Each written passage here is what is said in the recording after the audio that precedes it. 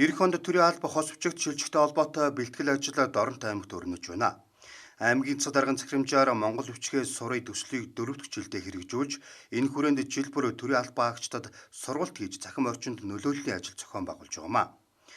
Доронт аймгийн хэмжээнд Монгол хэл бичгийн 90-д багш бий. Тус аймагт 2021 онд явуулсан төрийн албан хаагчдын үндэсний мэдлэгийн судалгаагаар 52.8%-тай дүгнэгджээ.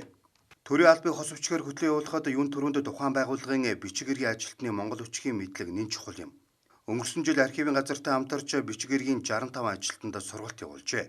Цаашид энэ сургалтыг жилд хэд хэдэн удаагийн давтамжтай явуулж эрчимжүүлэх шаардлагатай байна. 2021 оны судалгаагаар Доронт аймаг 52.8%-тай үнэлэгдсэн байсан. Бэлэн байдал шилжихэд одоо үндэсний хэмжээнд судалгаа явуулж байна. Энэний судалгаагаар болохоор сая 4 жилийн ажилласан үр дүн маань гарах байх гэж бодож байна. Одоо ерөнхийдөө бол яг багш нар дээрээ түшиглэл төрийн албан хаагч нар байгаа. Сумд болохоор сумын Монгол хэлний багш нар сумын төрийн албан хаагчдаа үйл ажиллагаа сургалтад зохион байгуулдаг. Хэрхэн сумдаа энэ бас мөн Монгол хэлний багш нар маань тухайн байгууллага агентлагийн дарга нартай холбогдоод байгууллагуудын сургалтаа зохион байгуулдаг.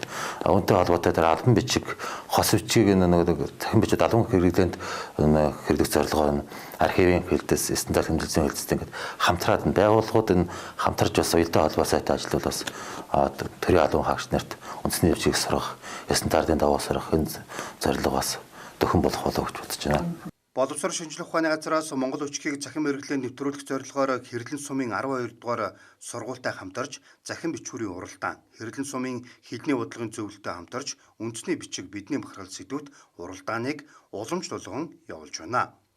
Дээрх тэмцээн уралдаанд оролцогчдын тоо жилээрх тусам нэмэгдэж байгаа юм. Мөн хүүхдүүд гэр бүлийн хүрээнд үндэсний бичгийн хэрхэн сурч байгаа тухай дурчлагыг түгээн дэлгэрүүлэх зорилгоор контент бүтээж, хэл мэдээллийн хэрэгслээр түгэж байна. Жишээ нь 330 гаруй гэр бүл энэ контентэнд оролцжээ. Үндэсний бичгийн 20 цуврал хичээл бүтээж үзэгчдийн хүртээл болгоод байна. Үндэсний монгол бичгийг албан хэрэглээнд нэвтрүүлэхэд архивын хэлтэс, стандарт хэмжил зүйн хэлтэс, соёлын газар идэвхжүүлэн хамтарч ажиллах зэргээр байгууллагын уялдаа холбоог сайжруулах шаардлагатай байгаамаа.